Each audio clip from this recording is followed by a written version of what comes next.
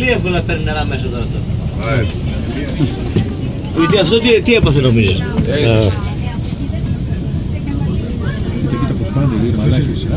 Άλλε πράγμα. Ω, του μείνε. Υπερβέκητα. Άκη το παράθυρο γύρισε. Τι περιμένεις, να μπουν τα ψάρια μέσα? Πού? Αυτό σίγουρα έχει πάρει νερά μέσα.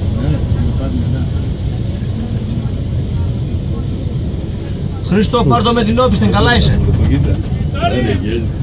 Τα μπρατσάκια τα έχεις πάρει.